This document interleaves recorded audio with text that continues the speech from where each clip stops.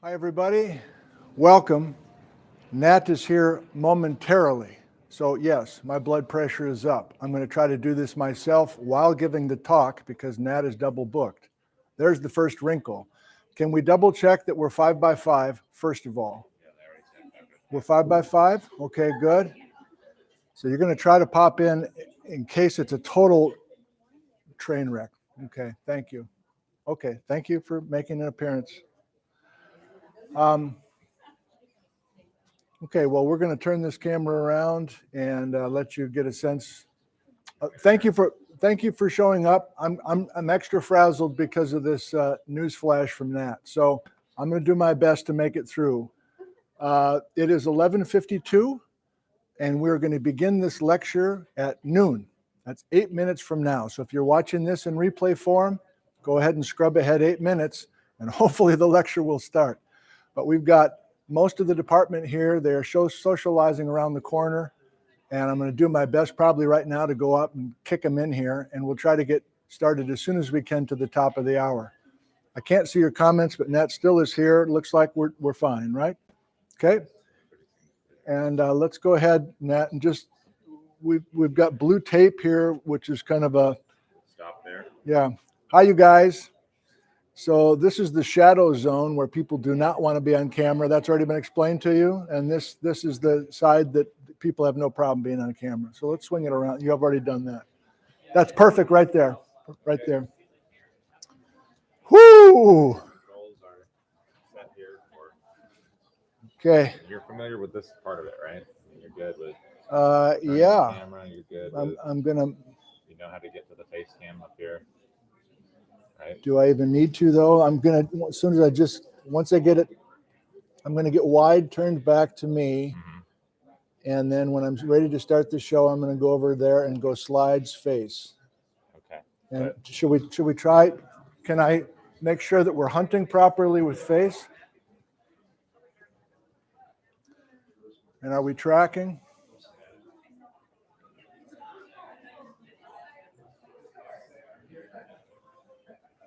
Okay, and we, yes. Oh, Jesus. Yes, Nat, I'm giving the talk today. I thought you had a special. No. Let me go check in with Matt. Okay, thank you. Okay, thanks. Oh, God.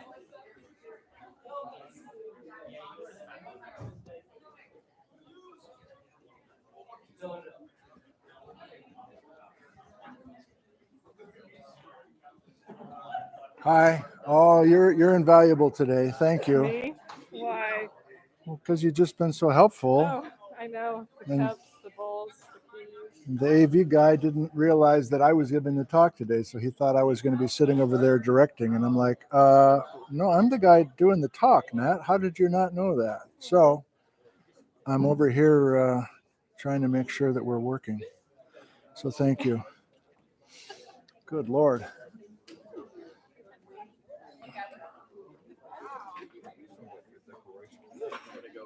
Yes, they are. My husband and I have all the natural parts, not all of them, it's all the natural parts we have all of those up. My grandma's going to be watching today. So. Oh, your grandma's going to be watching. Good. Find this frickin' thing. Here. Good, James. Thanks. Oh, there's a needle here too already. See your boyfriend? Yep.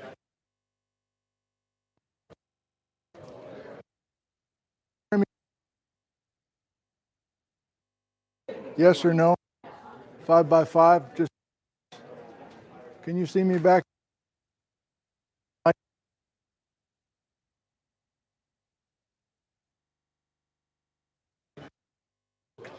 about now?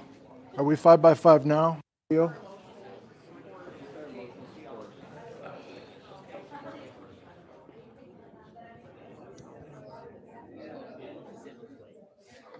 Still checking the mic. If we're cutting out now, that's a major problem.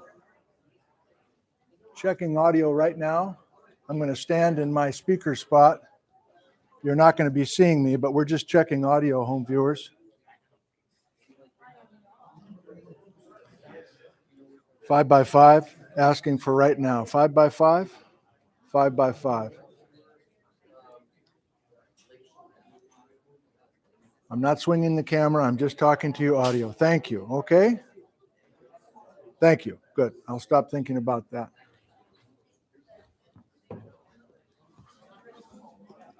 Woo-hoo-hoo-hoo.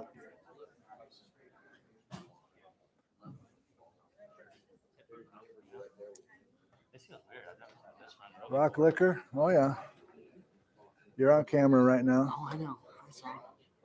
Gotta, please the fans, That's right. Where'd you get these? Backcountry Gary's son. I'm announcing you to the camera here. Wow. Where'd you get these, Nick? That's Logan and Andrew from WGS. Okay. They decided to, Washington Geological Survey.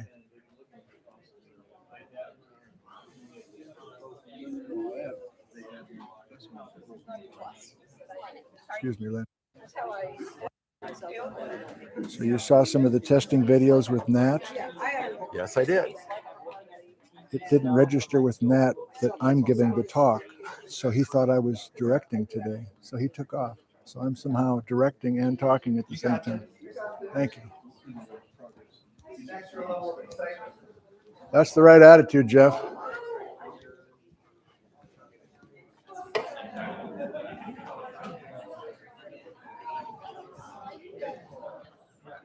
What's your game plan? You're gonna go up there and go straight to the face cam and the. Well, it depends on if you're here or not. Are you here? I think I'm here. Oh, Jesus. Thank you. Thank you. Thank you, God. Yeah, we can come up here with wide. We'll keep wide. If you feel like everything's functional, let's just, I think so. And that gives the viewers enough sense of what's going on here. I'll say hi to Sasha quick. Thank you. Yeah, and you, would it be helpful you to see this? You've got it. Okay. Hi, Ivana. How are you? Thank you for coming. So excited to be here. So excited to hear this. Amy Morris, Hi, her Amy. husband's the new chief of staff here, and so Wonderful. she needs to learn about Washington. She Hey. just moved here. Like me. Okay. Well, enjoy today.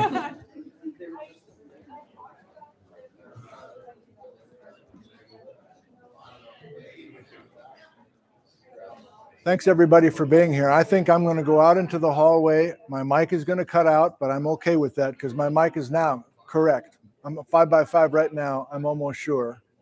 So I'm going to go out and basically push people in the room, and then we will start our program. So give me 2 extra minutes. Thank you.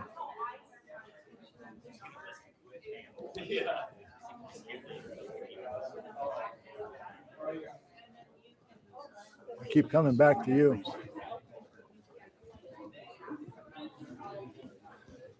Socially distant. Thank you, fellas.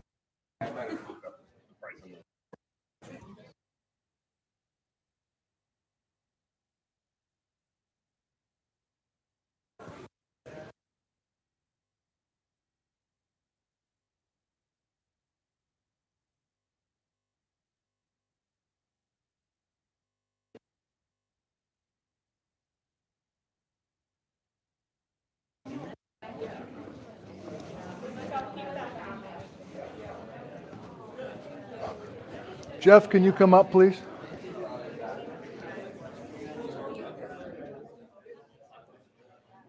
One last check, would you mind, home viewers? 5x5. One last check with audio, and then we'll get rolling.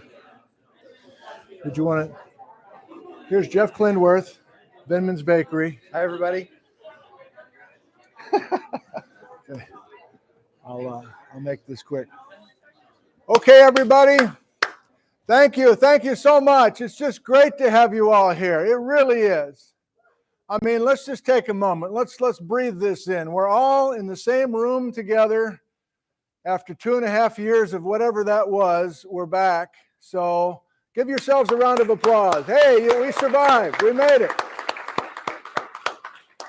And since your hands are all warmed up, I want to make sure that you know who this guy is. This is Jeff from Vinman's Bakery, the owner of Vinman's Bakery, and all those goodies were provided free of charge by this fella here. Jeff?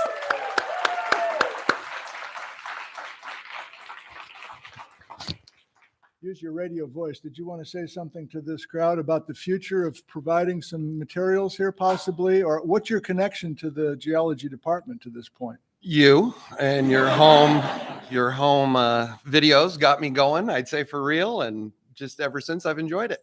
Thank you. Who else do you recognize from here? Chris Mattinson's a regular customer. I know Chris. Okay. I know a whole bunch of faces Yeah. in here. They're familiar faces that make the short walk from here up down to our bakery, and we sure appreciate it. Thanks. Well, you're supporting us, and we want to make sure to support you. So if you're a new student in the Valley, there's a bakery just a few steps away. So please give Jeff some extra support. So thanks again for Thank that, you. man. Thanks. Appreciate it. Oh, this is so wonderful already. So another round of applause, this time for Bree McGinnis, who devoted years to putting on these Friday noon talks, and she's on to department chair duties. So Bree, thank you for all the effort with this series for a long time.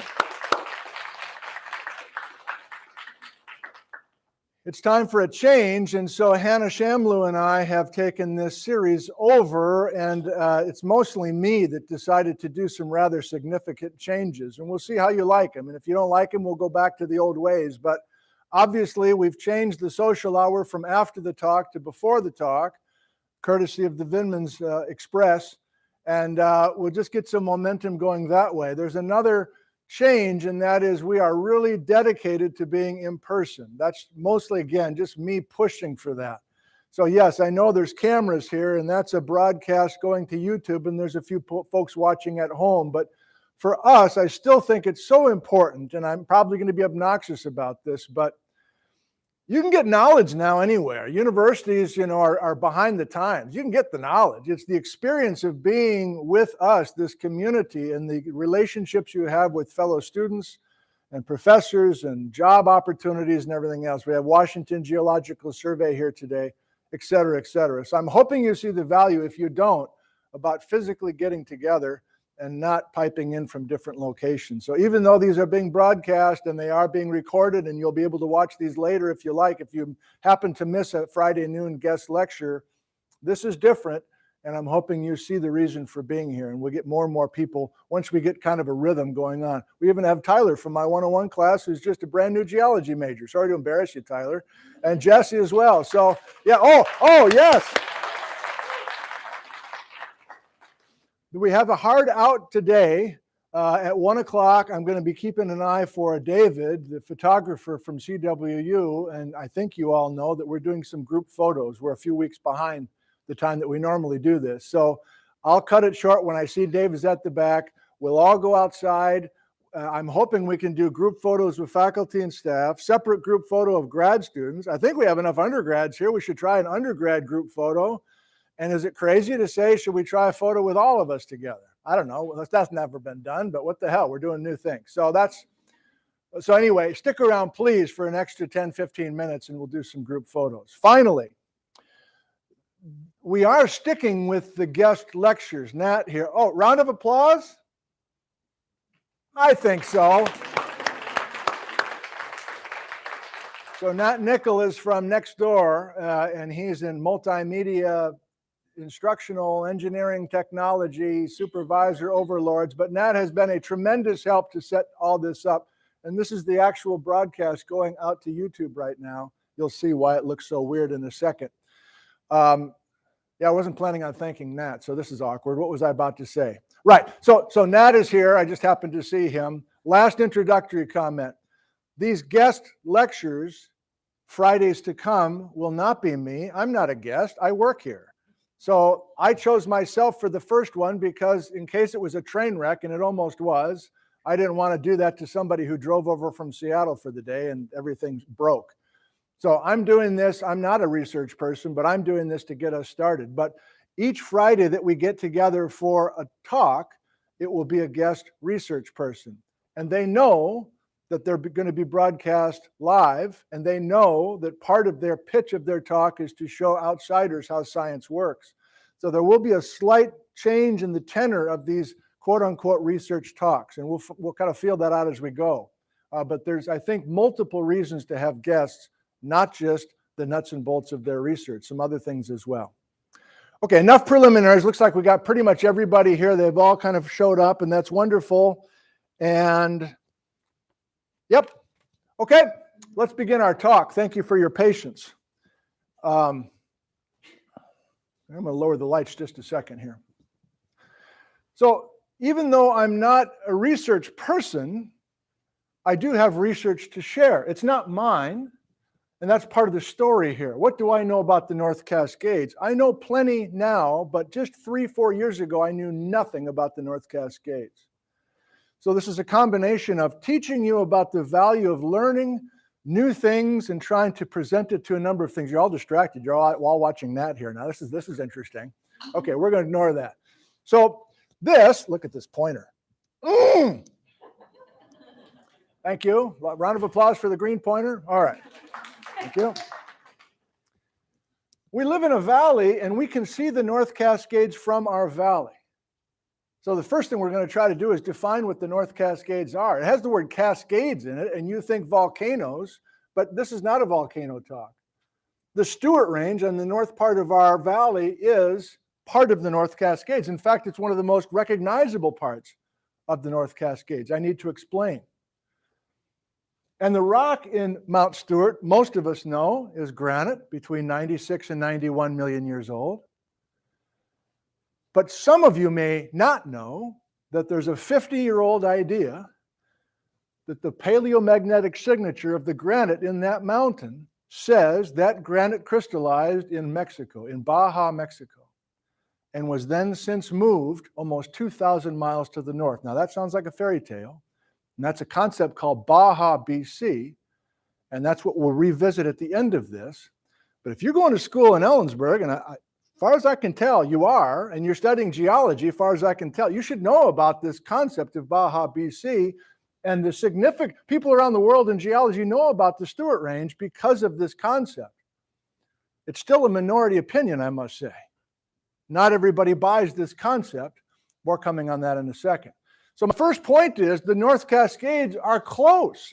We can go Ellensburg, we can go 97 up and over Blewett, most of you have. You get into the Swak Formation, that's part of the North Cascades. We get into the Tiana Way and we go up to the North Fork of the Tiana Way. We're up on Bean Peak, Longs Pass, Ingalls Lake, looking north across Ingalls Drainage to the Stewarts. That's North Cascades geology. I'm defining what the North Cascades are for the purpose of our talk. That's the circle we want to draw for the North Cascades. We don't want to draw this. We don't want to draw St. Helens and Rainier. That's not today. I'll expand on that right now. Okay, we got it. Our time window today is between 200 and 50 million years ago. The bedrock that was created and accreted 200 to 50 million years ago. Anything younger is not our focus today. So that means all this orange stuff is too young. 16 million year old flood basalt, the German chocolate cake, too young. It gets in the way. In fact, there's so much rich exotic terrain bedrock that tell amazing stories that we will never see because they're underneath those damn basalts. You can see it if you look carefully at a map like this. The brown here is the basalts. Here's Dry Falls. Here's Cooley Dam. Got your bearings. Here's Brewster, Chelan. This is 97 driving north from Wenatchee. Look at all this. This is what we're talking about today. All these colors. And they just disappear underneath this brown carpet. I don't know. Can somebody figure out how to get that carpet out of there so we can really see the bedrock? I don't think we ever will. Clearly, Chris Mattinson and others are trying to work with geophysics to get underneath that thing. So 200 to 50, that's the story. Cascade volcanoes too young. Flood basalt's too young. Glacial deposits too young. So we got our mindset, 200 to 50. Now, this guy, longtime Forest Service employee, Gary Paul, has some beautiful photos for you. And he didn't send them to me to show to you necessarily. He sent them to me over the last 2 years to use for my teaching, because as I've been learning about the North Cascades, I've been teaching as well. So these are stunning photographs. Here is just north of where we were before. So here's that same Stewart Range, but Ellensburg's over the skyline. And now we're into the exotic terranes for sure. Chewacam Schist, yes, in our time window. Ingalls, yes. Stewart, yes. Go a little farther north. We're still looking south. You with me? Ellensburg's now over the far ridge. But now we're into the Chihuahua River and Chelan Mountains terrain, blah, blah, blah. So can I coach you up? Can I get you to look at these beautiful photos and zero in on certain parts of it and ignore the other parts? Like, what do we want to ignore? We want to ignore Glacier Peak. That's a stratovolcano that's younger than 1 million years old, too young for us. But surrounding these beautiful young stratovolcanoes are things that we need. You're like, wait a minute, I don't see anything. Cloudy Pass, that's too young. Yeah, right. The only thing in this photo, Chewacam Schist, 10-peak Pluton, Napiqua Schist, only that small sliver of this photograph is useful to us. Same idea. Okay, we've got it. We can have whole photos. This is Hanishamlu country. Mount Baker, Kolshan Caldera, everything in the photo, gorgeous, too young. No exotic terrain. They're there, too young. Hannah, you're too young. It's a too young situation. Just in the low country, the Nooksack Formation. Okay, I've made the point. I just want to show you these beautiful photographs. We got it. Okay, about 5 years ago, before the pandemic, BP, before the pandemic, these three geologists, Bob's from San Jose State, Mike's from Purdue, Stacey's from Reno, University of Nevada, Reno, applied for a new National Science Foundation grant to work on the bedrock of the North Cascades, and they needed a public outreach person, so they asked me. And I said, it would be a delight. I would just be honored to be part of that. What I didn't tell them was I didn't know a damn thing about the North Cascades. So I agreed to do that. Then the pandemic started. Then I started broadcasting from my backyard, learning how to use YouTube and my cell phone. And I started to learn exotic terrain stuff essentially from scratch. And as the months went by and I did 2 winter series, I was learning with the viewers. I was scrambling to read a paper and then broadcast it the next day, that sort of thing. And so I am conveying research, but it's really spurred by this business about being in the backyard. And that got into actually being out in the field and making videos with these folks when they're in the Northwest doing field work.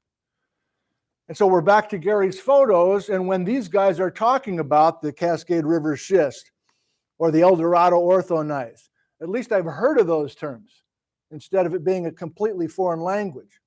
Now, this is all us. This is all these places are within a couple hours drive of here, the trailheads, 3 hours maybe. I don't know how much you've been up there. I hadn't been up there hardly at all. It's embarrassing. I just got to Slate Peak for the first time on Tuesday, for Christ's sake. And as I continue to show you these photos, maybe you're getting more and more of an appreciation for why this was such a place that intimidated me until recently. You need igneous petrology. You need metamorphic petrology, structural geology. You need to know how to deal with fossils, zircons. You need to deal with tomography, stuff in the lower mantle. It all somehow kind of helps you see some connections in the North Cascades. And that's really the main narrative of what I'm doing with you here today. So far, all we've seen are beautiful photos and a bunch of details. And I don't know about you, but I don't do well with details unless I know what to do with the details. This is just the way my brain works. I need some garbage cans in front of me, some bins somehow. And if somebody gives me a little detail, I want to put it in the right bin. Otherwise, the detail just goes away. So I'm heading towards some narratives that I did find from the North Cascades with all these crazy different kinds of geology, different ages as well. That's quite an age span between 250, right? Garnets, thermobarometry, high pressure, high temperature, whatever. I mean, it's quite a collection of expertise that's necessary to put this together. So I was checking for a long time. I finally got brave enough to go into the hornet's nest and deal with some of this stuff. Skagit gneiss, detrital zircons. Okay. All Gary Paul, Backcountry Gary, providing most of these visuals for us. We're about done with this section of the program. Excellent energy in the room, by the way. Thank you for that.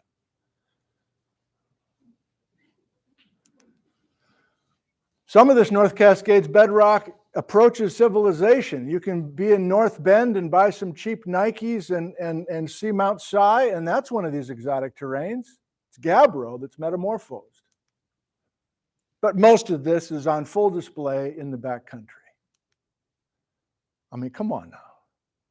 This North Cascades National Park, but not all of this stuff is North Cascades National Park. We can even go out into the San Juan Islands or the Olympic Peninsula and still be talking about this magic time window of 200 to 50 million years ago.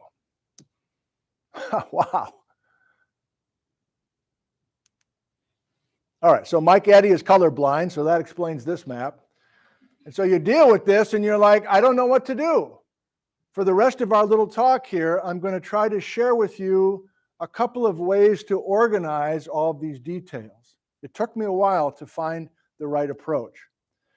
Now, I have to say, I'm going to embarrass the person sitting in the room right now, but I'm going to do it anyway.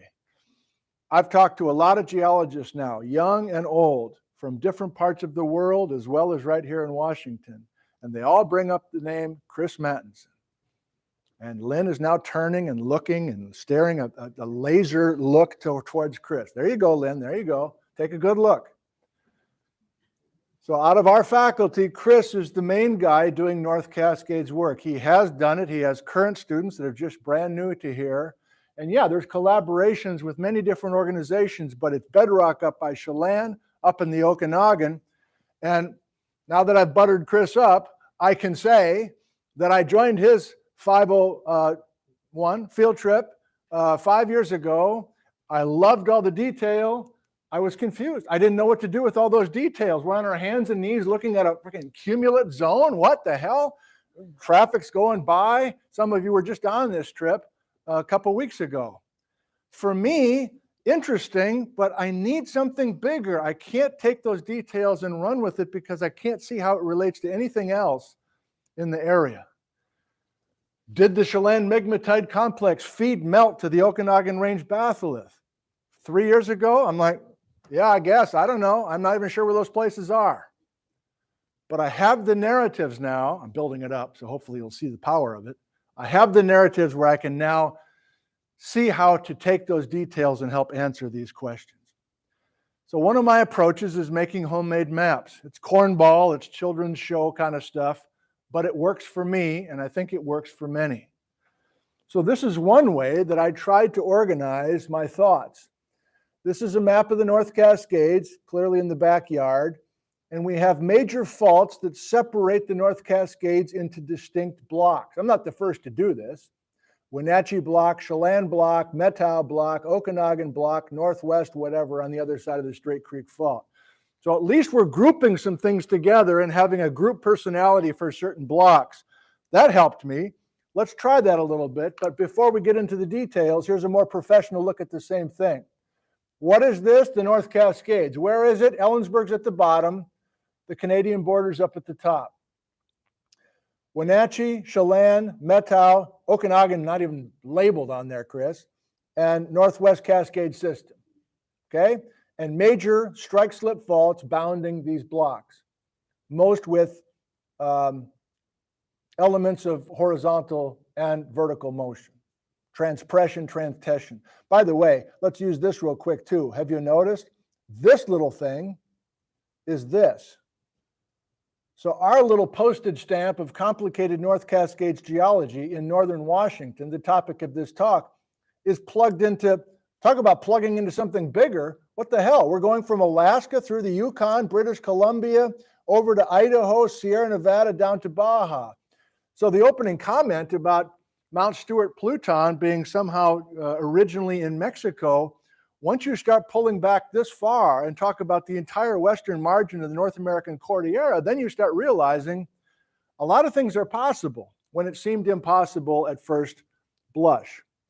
So Wenatchee Block, here's what I think of. Back to Gary Paul photos. Chewaucam Schist, Ingalls, and Mount Stewart. Complicated relations, let's not get into it. Let's go to the Chelan Block, the next one. Different units.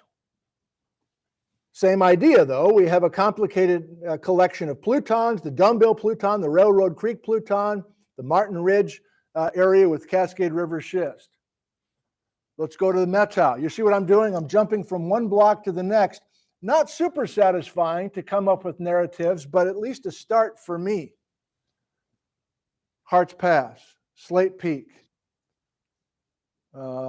relatively unmetamorphosed as opposed to the crystalline core, which were the previous two blocks we just discussed. Here's Ralph Haggerud on Tuesday up at Slate Peak. And finally, again, skipping the Okanagan, going over to the Northwest Cascades on the west side of the Straight Creek Fault. By the way, every map is a different color scheme. So just when you think you know what's going on, you got new colors to memorize. You know, there's dozens of people have been working on this for 100 years. Here's the Straight Creek Fault. Look at the exotic terrain surrounding Mount Baker in orange here. And some of those exotic terrains in this block called the Northwest, whatever, I keep forgetting what it's called. Well, here it is. Northwest Cascades thrust system extend over to the San Juan Islands. So now we're getting a ferry at Anacortes and going out to Friday Harbor. That's some of this North Cascades exotic terrain material. Even Hurricane Ridge and Hood Canal is part of this story. Just in the San Juan Islands, the bedrock is a bunch of individual naps, thrust stacks, pizza boxes with thrust faulting. I'm pausing because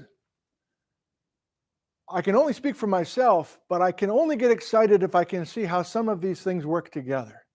If it's at all possible to kind of sew some threads between certain concepts. And we're finally to that part of the talk. Look at this photo. Anybody been here? This Liberty Bell, this is North Cascades Highway, Washington Pass. Lynn's been there. Lynn, who happens to know Chris. Yeah, good. So this is plutonic rock in the North Cascades. Something called the Golden Horn Batholith, which I knew nothing about, embarrassingly, until about a year ago. I'm now thoroughly up on the Golden Horn. Golden Horn now has a high precision uranium lead date of 48 million years, but it's right next to another Pluton that's twice as old, the Black Peak Pluton. Oh, so not all the Plutons are the same age. I wonder where Stewart fits in with this. Is Stewart Black Peak vintage or is it Golden Horn? Are these Plutons all made the same way? How do you make magmas now we're into tectonics. Are these all subduction related magmas or are there other options? Now I'm starting to get interested. Now some of those details mean something to me. I have a narrative to work on. And in a couple places, the Golden Horn and the Black Peak, again, the Black Peak twice as old as the Golden Horn. There's just an intrusive contact right through the middle. So this is what I was doing last winter in this room by myself, talking into a camera. And this was one of the ways, I'm going to slow down because this to me is the way to go for the next few months, at least. This is looking at three distinctly different pulses of magmatic activity in the North Cascades. I'm not talking about the terranes at the moment. I'm talking about plutons that are invading these terranes from below. But we're in our window of 200 to 50, or 200 to 45 to be precise. And here we go. You can read as well as I. The Mount Stewart Pluton is part of a family of mid-Cretaceous Plutons. Then there's a quiet, then there's a lull. Then there's another round of Plutons that are at late Cretaceous age. Don't know much about them. Then we have another lull, like there's nothing going on Pluton-wise between 60 and 50, nothing. And then things start going nuts again at 50. And by the time we're done with 45, I'm just talking about Plutons now. I'm just talking about magmas being created in large volumes and invading the crust that now is in northern Washington. There's more here, but that's where I'm headed. So just the idea that we have these groupings. Now, this isn't me coming up with this. That dream team, those three geologists I'm working with came up with this narrative. But now I can go to Gary's photos and go, okay, oh yeah. Late Cretaceous Pluton, mid-Cretaceous Pluton. And if I have a tectonic model in mind, which are different between those three generations, which I do, by the way, not everybody agrees, but I'm leaning that way. Then suddenly this place comes alive for me a little bit more. And then you go to western British Columbia in the Coast Mountains belt, and you've got Plutons of different ages, and they are trending younger as you go inland. I don't know what to do with that. But again, that narrative of not all the Plutons are being made at the same time, and not all the Plutons are being made in the same place is appealing. Back to close to home. Some of you saw the Swalcane gneiss just north of Wenatchee. There's not one Pluton that invades that thing. Not one. Why? Nobody knows. Go next door to the Napiqua up by Eniat or the Chewacum, riddled with Plutons. Why? Different ages of the Plutons. Nobody knows. Get up to the Ingalls, ophiolite, green rocks. Rex collected some yesterday. Only one Pluton, the Mount Stewart. So here's one way to approach the North Cascades. You've already seen a lot of maps, but this one is looking and highlighting the different ages of Plutons. Up here in the legend, there's different shades of red. There's the mid-Cretaceous, late Cretaceous, and Eocene Plutons. There's no rhyme or reason, but you can make obvious observations that these Plutons are finger-shaped. Why? Why aren't they round blobs? Why are some round blobs? Here's the Wenatchee block, the Chelan block. Are there Plutons in other blocks? That's a fertile way to go about this, and I want to continue with that as I keep going. Also on this chalkboard is showing my hand, and I'm a little bit obnoxious now, I got to say. If I'm out with a geologist who spent a lot of time, I'm not afraid to look stupid. I go, what do you think? You really think these mid-Cretaceous Plutons are from a subduction zone? You're calling it a volcanic arc. You sure it's subduction? They go, well yeah. You haven't read my 2004 paper? Like, yeah, but I'm starting to wonder. And, you know, there's reasons I can kind of be that way. I'm not a fellow researcher. I'm not, you know, competing for research dollars. I'm just thinking out loud. And sometimes they go, you know, let's knock it off. And sometimes I go, okay, I'm listening. What do you got to say? So, I don't know how well you can read this. Slab failure, question mark. Subduction, question mark. Slab window, question mark. That's me talking. 3 different ways to generate a magma tectonically. I'm leaning strongly in these 3 directions at present. I'm happy to change my mind. And it's not just me with these Eocene Plutons. And 30 years ago, I was taught about the Chalice Arc. And the word arc means subduction in a line of volcanoes. But that is old-fashioned now. If you've been taught about the Chalice Arc, most who are working with these rocks don't view it as an arc anymore. They definitely see slab window. It's almost like I could take that question mark away. I think it's safe to say. But these others require questions. Now, if you don't know what I'm talking about right now, let's just try this visually real quick. Here's the traditional way to view Pluton generation, right? You have a subducting ocean plate. You generate magmas above that subduction zone. It's happening in the Cascade volcanic arc today. It's happening in the Andes. We're good. And for a few generations, this was the way to generate most melts in a continental setting. And I, and some in print, are wondering if we really have this model for all these magmas. So if you took 101, you've seen something like this, we're good. Personally, I don't think Mount Stewart was generated like this, but that's just me maybe for now. Or the Golden Horn batholith, which is 50 million years old. I don't think anybody is seeing subduction to generate those currently. So what's another possibility? Something called slab failure. Not mainstream, just warning you, not mainstream. Part of the lunatic fringe. Here's the idea. You have some sort of oceanic plateau or a microcontinent, if you like, and have this thing approach North America. And whether the oceanic plateau is coming towards us or whether we're coming towards the oceanic plateau, I don't care. But we're closing this small basin, and to close this small ocean basin, we need to get rid of the ocean floor. We need to subduct it. You're like, wait a minute, isn't this subduction? Wait, This is not subduction generated melts. This is slab failure. Close the basin, get rid of the ocean. Now what happens if we have our collision? Is it possible we detach or pinch off this piece of ocean floor and create a gap? Slab failure. We fail the ocean slab after the collision. And is it possible this is a window where we can send hot mantle up through and trigger deep mantle or deep crust melts? So this is a familiar animation to many of you. It's on a loop. It's just showing India colliding with Asia and forming a continental versus continental collision. We're fine. And this is not showing slab failure melts, but I want to put it in right now. I got to be quick though. This isn't slow-mo. I want to make some melt right there. I want to send some melt right through that little window, the slab gap, the slab failure.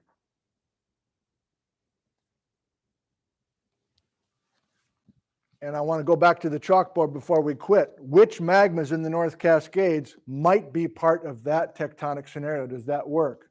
And then the third way, I'm going to go back to that chalkboard in just a sec. The third way is to say you can generate melts by subducting a spreading ridge. Not subducting the ocean floor, but subducting a boundary, a divergent plate boundary. What happens if you subduct that? You create a wider and wider gap. Again, we're allowing hot mantle to get to the surface. Normally, the hot mantle is trapped underneath this ocean plate. But if there's a zipper opening up, why can't we create that? So back to the chalkboard. Most geologists working in the North Cascades, maybe this is an overstatement. I'm going to say it anyway. I think most that are working on this, especially the three people that I'm working with, see that slab window as the visual for the Golden Horn and other Eocene Plutons in the North Cascades. That's not Mount Stewart, but it's some of these in the North Cascades. Nobody seems to know what to do with these late Cretaceous magmas, so we'll just say subduction and move on. But I'm wondering more and more about a slab failure origin for Mount Stewart, Black Peak, Seven-Figure Jack, etc. And if I go back to that, to have slab failure as the way you're generating magmas, you better have a collision. There'd be no reason to fail the slab unless you have some sort of major collision, and that's what's most attractive about this model. We're going to it now. So again, I mean, I don't embarrass easily, apparently. So I'm naming my little props in the backyard. This is Mappy McMap, and the camera's on Larry the Ladder. It's really humiliating when I say it out loud to you, but whatever. But Mappy McMap helped.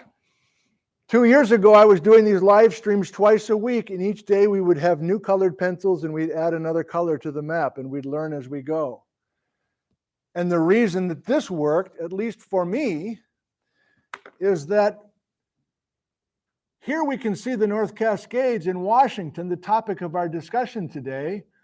And over the last 25 years, I would go, damn it, I see Mount Stewart every time I bike to work. I'm going to go up there and learn that stuff. In other words, go into the science papers and learn it. And a couple weeks would go by and I'm like, it's too complicated. I'm out. I'll go talk about dry falls or something. That's easier. And then I'd go back in again and I'd have trouble. Back in, back in.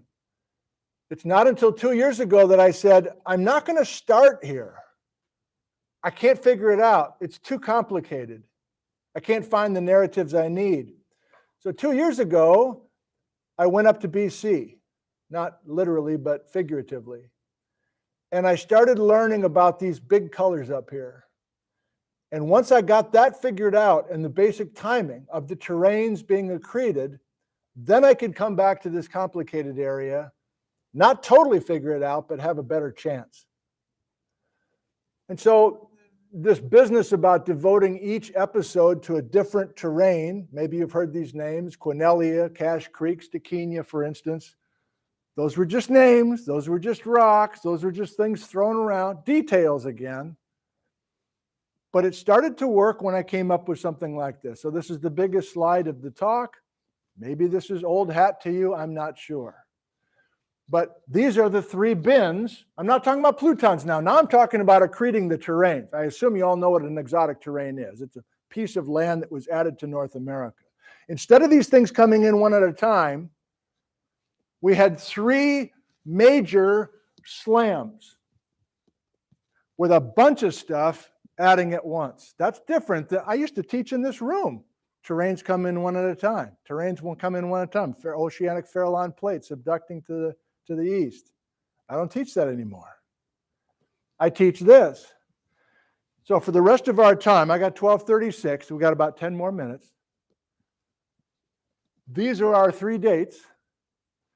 And these are the 3 times that we are accreting a party of terranes, not just one, a superterrane. And the centerpiece of all 3 of these superterranes is something called an oceanic plateau that's built quickly out in the water. Flood basalts underwater.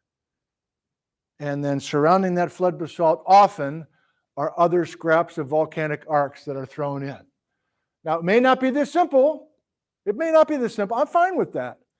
But I think you see what I'm saying. I need this until I'm forced to add a couple more garbage cans, go down to Ace Hardware, which isn't Woods or any hardware anymore, and get a few more bins. But right now, I'm putting them into those 3 bins.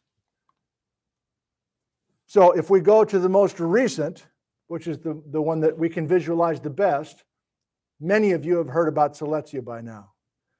And this was not really in the literature until about 15 years ago, more or less.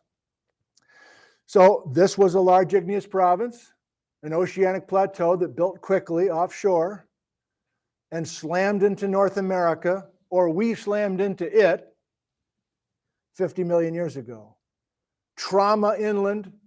Half of that large igneous province is Siletzia in Washington and Oregon. Half of it is now in the Yakutat area of Alaska. Here's a better view, and I'm showing this to you. Why? Look what we have. We got a spreading ridge disappearing beneath North America.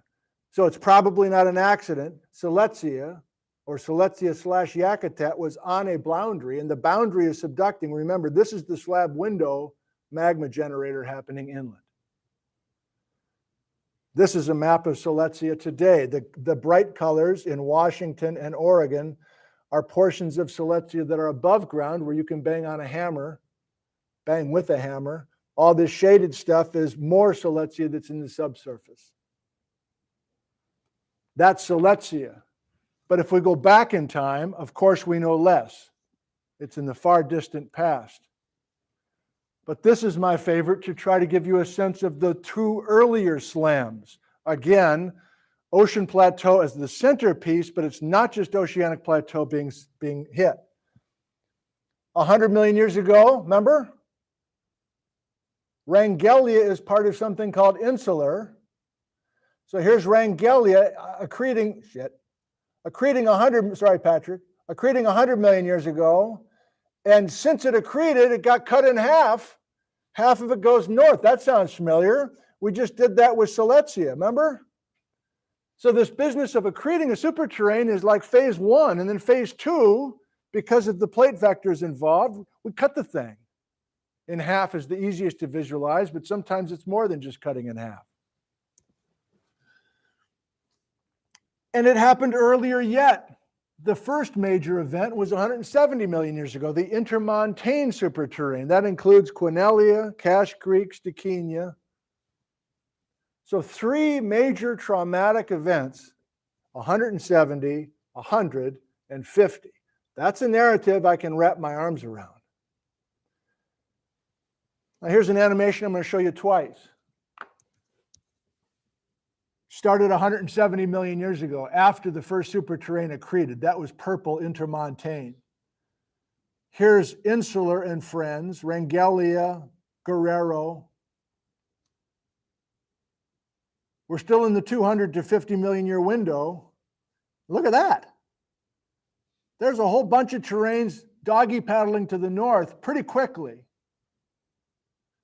And so you're like, oh, I don't know who made this, but it must be like a Baja BC person. Wrong. This animation was put out 2 years ago in Oxford in the UK by a research group that's been working in the lower mantle, finding ocean floor slabs that have sunk all the way to the lower mantle. And they have done math to get those ocean slabs back up to the former oceans that they were created in. And that's how they came up with this animation. Do it again. Do it again, boy. They're showing a relatively fixed insular superterrane out in the water, and North America is coming to it, as opposed to the old model of these terranes coming to us. And there's plenty of stuff I don't understand yet. But suddenly we're not banging on rocks up in some, mountain pass. Now we're going down to the lower mantle to help add the story. It's complicated but stimulating. So the last little section is this. I got into that stuff. I just followed my tips and my leads. Somebody said, you working on these exotic terranes? You need to read this tomography stuff. I'm like, okay. I guess I work with some geophysicists. Maybe they can help me. So I don't want to go on forever with this, but there have been some discoveries in the last 15 years of this crazy, funky, squirrely stuff that looks like ribbon candy deeper than 1,000 kilometers below the surface of the Earth. Most everybody in the geophysical community that does this work, they agree that this is old ocean floor that has sunk all the way down to the lowest parts of the mantle. And if you buy that, and then you start trying to get those ribbon candy things in the lower mantle back up to the surface, this old model is bogus. And I'm guessing if I have a show of hands, most of you were taught this at some point. This is the conventional model of how North America was built in the West.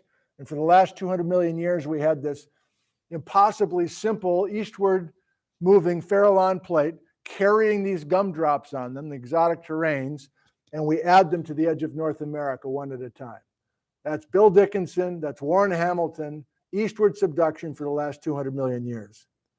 And if you do some tomography, sure enough, the colors are depth. The colors are also time.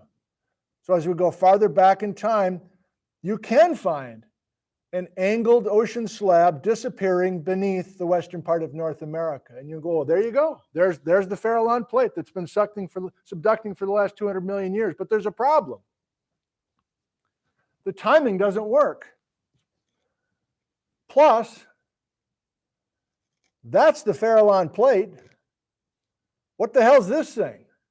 Which is bigger and is detached and is not connected at all to the surface. This was an enormous discovery 15 years ago and got at least the tomographers, the people who study this geophysicists, to go, I wonder if that eastward subducting Farallon plate thing is right. And if you just, when you think I may be off on a tangent, and by the way, I keep saying I'm almost done and it feels like I'm just ramping up a whole nother talk. I'm not. But obviously, accreting terrain material needs to involve ocean plates somehow. Many of the exotic terranes in those photos by Gary have an oceanic origin. We got to get them out of the ocean. We have to think about these ocean plates. And this tomography stuff is changing the game. And again, when I talk to folks working today, they go, I don't know about that stuff. That sounds like I can't buy any of that. It takes a while to at least get this stuff read. And I think it's tempting enough to keep going. So I'm going to give you the tentative answer for why this exists. If this is the Farallon plate, but this is not, what the hell is this thing? And if you're confused by the other whiteboard here, if we get up in heaven and look down on New York City and look through the upper mantle and then finally find the lower mantle over here, that's what we're looking at on this map. Even the shape of this thing is wrong for the old coastline, the old trench of North America drifting gradually west. So I'll cut to the chase. Too much going on here, but the point is, this is the old detached thing, the major discovery. Here's the old Farallon subducting. But the key to understanding this is we got to get North America out of the picture to the right. If we're going back 170 million years, we got to get it back. We got to get it back. The thing that's now beneath New York was in the Pacific if we go back that far. You following me? And so,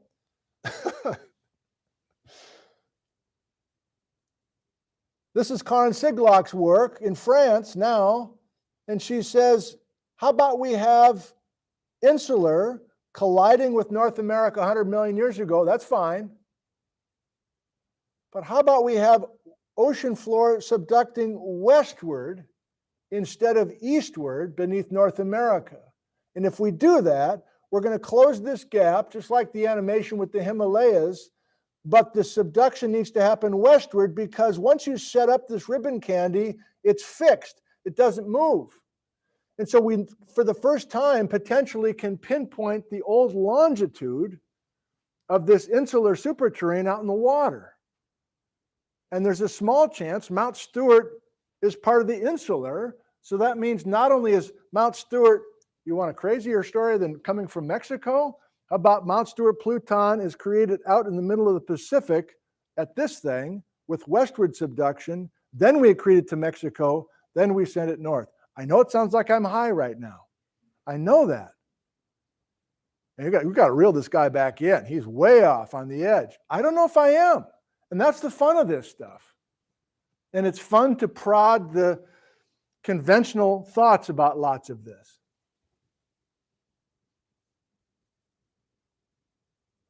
So will I do more? Sure. What's next? I'm going to do a Baja BC series. And I'm going to be in here by myself 2 times a week, starting next month, broadcasting into a camera. It needs to be an empty room because I got to concentrate. So it's going to be separate than our Friday talk business. But to me, it's crazy to think that this is impossible. What do we have in Southeast Alaska? We have major strike slip faults with incredible amounts of dextral motion on them. Why is it so crazy to think that that kind of motion was happening back in the Cretaceous? And the challenge, of course, is if this thing's fixed out in the water, North America comes to it. I mean, there's miles to go, but my simple goal is to have a discussion, involve some of these geologists from other places, and broadcast it live through the power of some of this stuff that Nat can do. I can't hold it. Many very smart people are not believers of Baja BC because they remember this cartoon and they see one major fault saying Mount Stewart is going to move from Baja up to Washington. Where's the fault? They don't want to talk about it anymore because there's no known fault. And when you really start talking to the Baja BC people, nobody thinks there's one major fault. Because today we have a whole bunch of smaller faults that are doing the same kind of northward migration. That's just one example of how some of this is just communication of some of this work. Skip it. So there you go. Programming note, YouTube, starting next month. I thank Nat Nickel, who I already did at the beginning, but he's sitting up here, and I thank you for your attention here today. Thank you very much.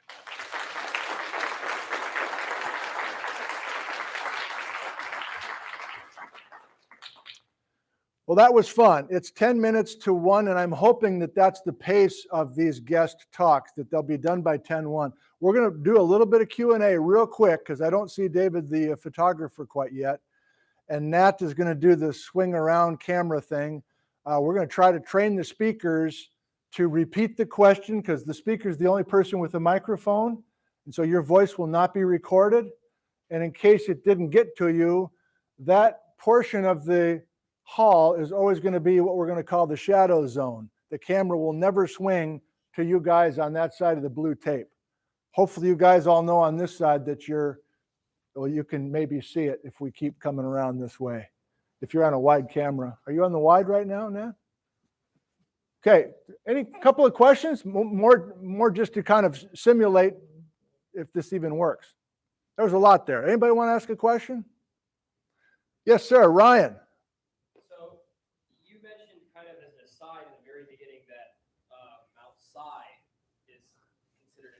Yes. But it's also a large gabbro Pluton. Yes. So does that mean that we have smaller sections of continental crust for these to be built up out in the ocean somewhere that are then accreted on, or are we somehow building Plutons underneath ocean crust?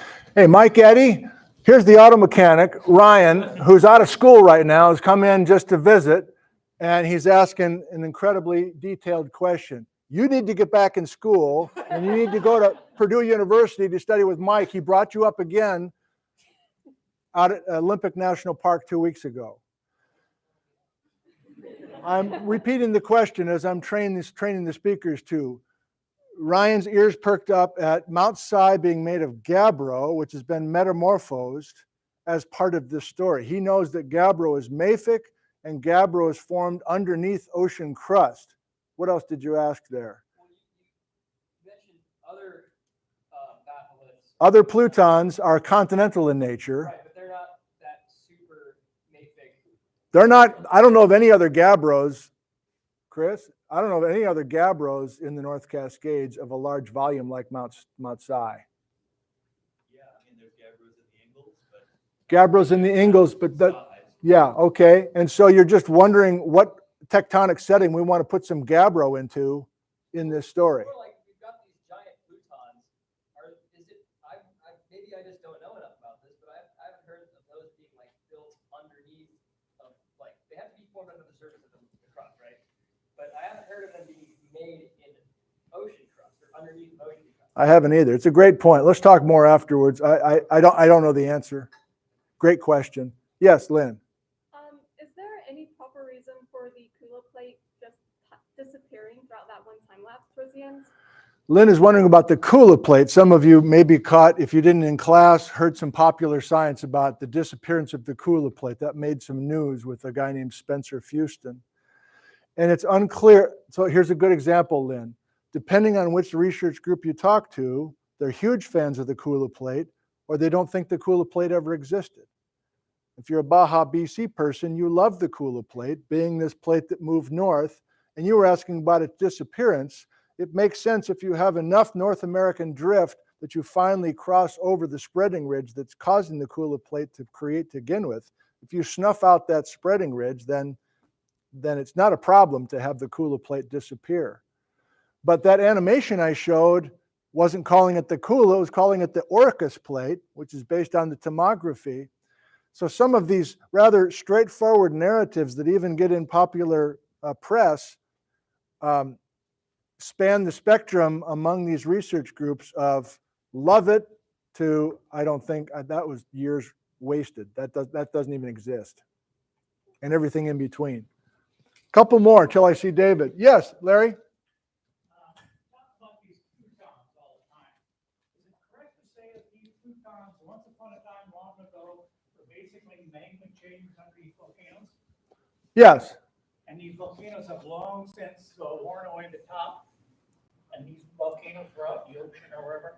Yes, let me add to that, Larry. So depending on which vintage of magmas we're talking about in the North Cascades, we sometimes do have the volcanic remnants of the volcanic structure that those magmas were feeding. And that's, in the case of Chris's work, Chris has a Chelan migmatite and Okanagan Range batholith, which was the magma chamber. And then Mike Eddy wants to know, where's the volcanic stuff? Can we find the entire volcanic system? And if we go back that far, maybe it's less likely we would find anything that survives. But in some of the Eocene stories, there's some volcanic tufts in the Chumstick that are now being tied to some of these Eocene Plutons. We may not have the volcano, but we have some of the stuff that came out of the volcano. So yes, you've got the right visuals here. Tim? So a long time ago in our 351, we talked about some of the Eocene magmatism Yes. episodes, often being associated with some kind of like mineral deposit. So the Eocene magmas are often rich in precious metals, yes. So I was wondering, do you see any of that, or is that noticed in any of the older events, like, you know, our middle event or later, the most old event as well? Thank you, Tim Miller. Interesting he would ask about gold. It's another intriguing storyline. I know of no gold and silver deposits with the older Plutons, but it seems almost all these Eocene Plutons, the Slab Window Plutons, stretching all the way back into Montana, have gold and silver deposits and other deposits as well. So what makes those Plutons special? What's going on with those Plutons and not the late Cretaceous or the mid Cretaceous? First order observations, to be honest, at some level with this. How about one? Is David here, Bree? Okay, couple more? Yeah. So I remember we were talking about the Magnetism. in some of the minerals that we're Mhm. finding in Mount Stewart in particular. Yeah. Are we still using that as a basis for any of this, or is that kind of not really anything we're thinking about these days? The question involves paleomagnetism in these Plutons, and not just the Plutons, but paleomagnetic signatures in volcanic rocks, paleomagnetic signatures in sedimentary layers. The question is that part of this at all? I have 26, I came up with this gimmick to have 26 shows that all work together. It's A to Z. So this Baja BC thing is going to have at least 4 letters, maybe 6 letters, just on the basics of paleomagnetism, because I know jack about that stuff. But that's the crux of the matter. If you believe and understand even basic levels with the paleomagnetic signatures, that's the foundation for Baja BC. So that's my approach this winter, is to try to really look carefully at that paleomagnetic data, which is 50 years old, and according to the paleomagnetic people, still holds up 50 million years later, 50 years later. Probably seems like 50 million years to them. And it breaks down to sociology at some point. People just go, I don't know the paleomag, but my friend says it's wrong, so I think it's wrong. Have even read the papers, so that's kind of my approach. And some say the paleomag is robust, but not with Plutons, because you can't find a paleohorizontal. And some say you look at the volcanic stuff only, and on and on and on. So that's another major angle that I'm going to try this winter. Even if David's not here yet, the photographer, I'm going to cut it off here. So I hope everybody can stick around for an extra 15 minutes. You're going to go out those doors and congregate outside of the planetarium on the steps. David maybe is out there waiting for you out there. And maybe we'll go undergrad photo first, grad photo second, fac staff third, and then if we'll gather whoever's still left, and we'll do that. Thanks, everybody. Appreciate it. Thank you. Thank you, Nat. Thank you. Excellent. Keep going, Nat. You're still